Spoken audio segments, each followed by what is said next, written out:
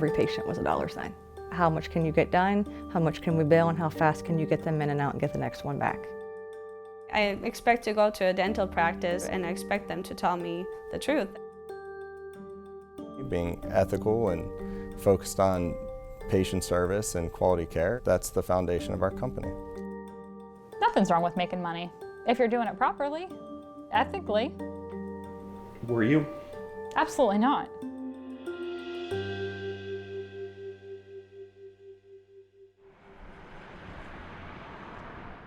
There were multiple occasions at Refresh that I took my gloves off in the middle of a procedure and walked out of the room. And I told the office manager, I will not go back in there. I won't be involved in something immoral like that.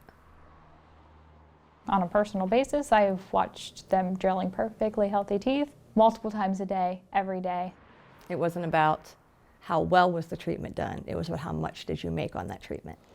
Dental assistants Ricky Ensley and Ashley Hughes worked at an Ohio office with business practices managed by one of the fastest growing dental companies in the U.S., the North American Dental Group. NADG took part in a little-known trend in dentistry, where local dentists and hygienists confronted demands from a company beholden to largely unregulated investors. Dentistry is going through a real transition. Private equity firms are buying up dental offices and consolidating them. There are people who know nothing at all about dentistry, except that there's a profit to be made there. A joint Newsy and USA Today investigation found that with bigger investors moving in, NADG applied intense, even daily financial pressure on dentists and hygienists. And insiders who worked there say that they saw medical staff perform treatments that patients didn't need. The patient doesn't know any better. They have no idea that the doctor just flat out lied to their face. In online reviews, over and over again, we found patients who said NADG dentists said they had cavities or needed expensive crowns, but a second opinion said nothing was wrong.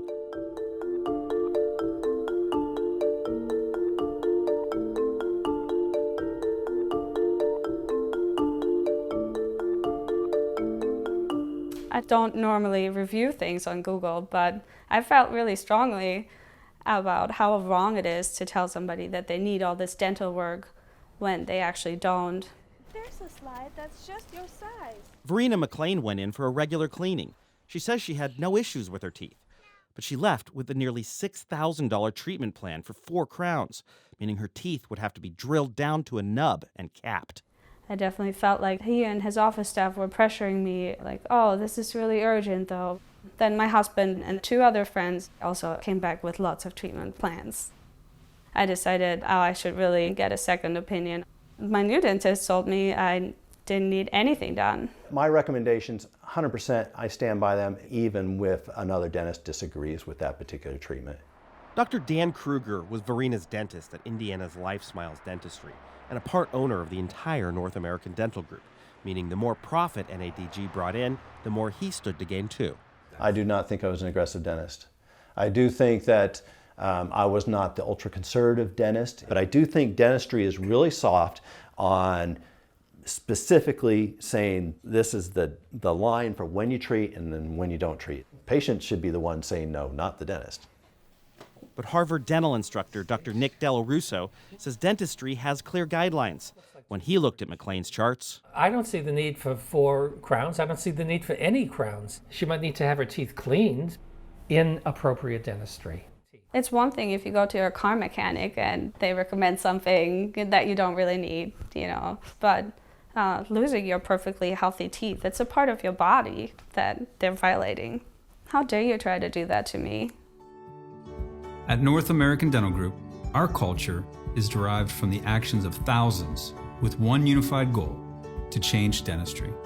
Our business is there to support the doctors. Let the dentist and their team focus on great patient care. The non-clinical piece of it is just handled by a resource center like this. You may have your email address for appointment reminders, please. NADG takes over services like billing, scheduling, and negotiating with insurers. And they tell dentists that by selling their own individual practice, they can become a partner and co-owner of over 200 affiliated practices. And so you kind of go from a single stock to a mutual fund. Cooper and Mata say NADG offices offer best-in-class service for patients. and told us that begins every day in every office with something called the morning huddle. In the morning huddle, we start with gratitude. I would say it's one of those secret sauce things for us that it's just been tremendous. I don't know what kind of morning huddle he's ever sat in on, but for 14 months, everyone I sat in on was not at all encouraging. Before we seen our first patient of the day, they would discuss money and figures and what we needed to do to get to where they wanted us production-wise. Let's say John's coming in for a filling on number 12. Okay, but we could also do this, and this to get our production up for the day. And internal emails show a regional director tracking dentists and hygienists by name and even ranking them by the average amount of money they billed patients per appointment, and then widely shared the results inside the company.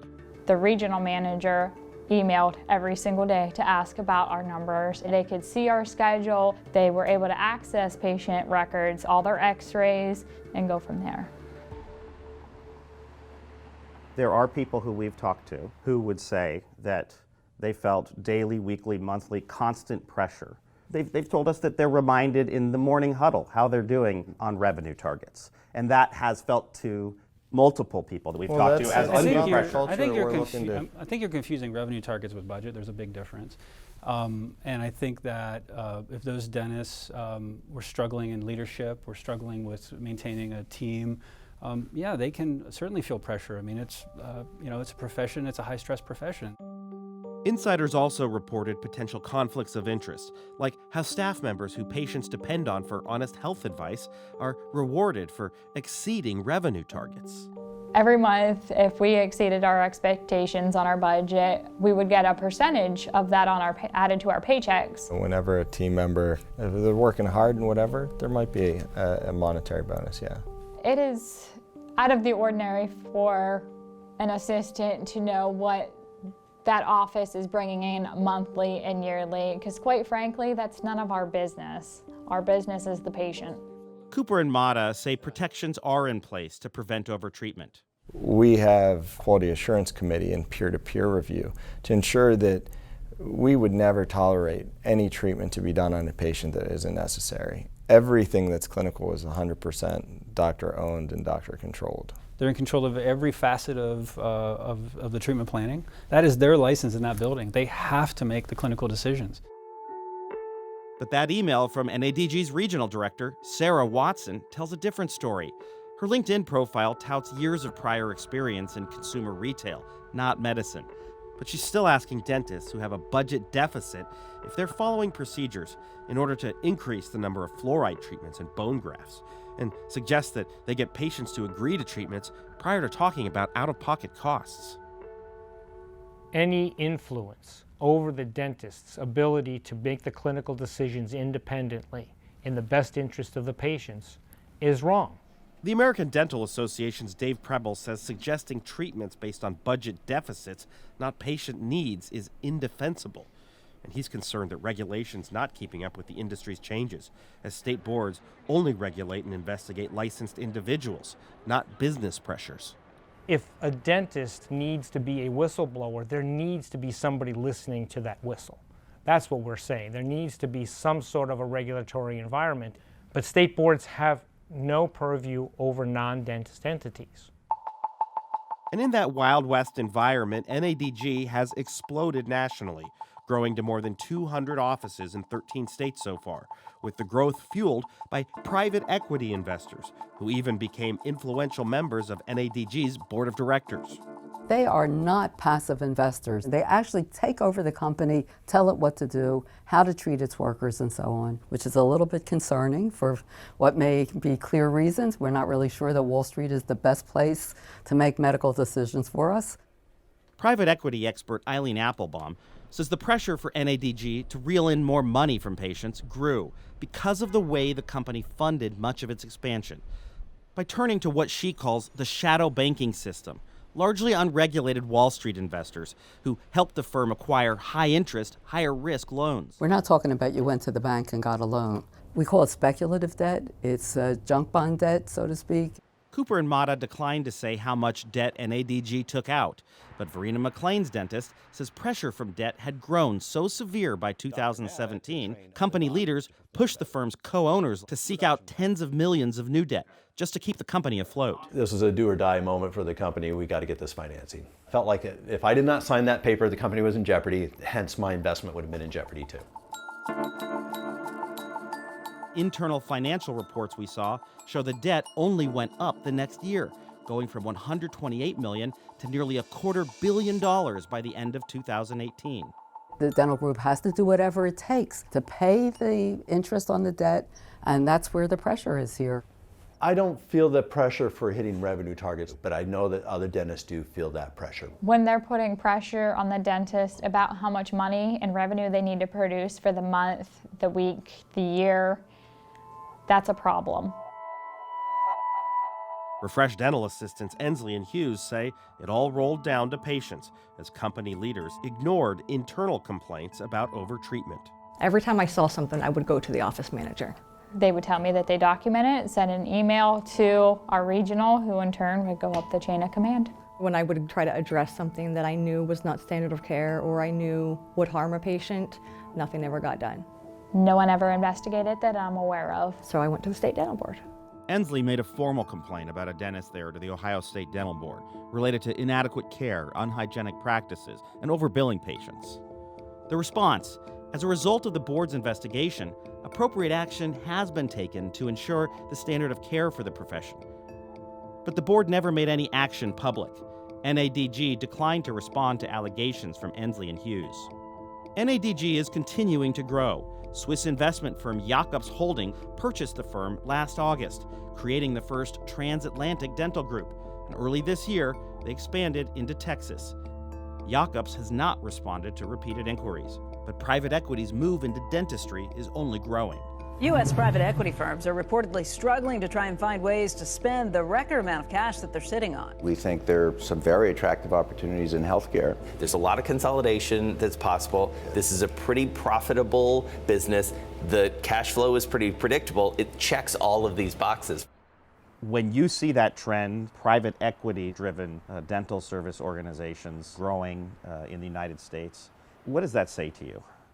It says to me that the dentist needs to be ever more vigilant about what they're doing and who is influencing it. When you have an ethical dentist and you place him in an unethical situation and there's an opportunity to make a lot of money, a lot of people really cave in and they rationalize what they're doing.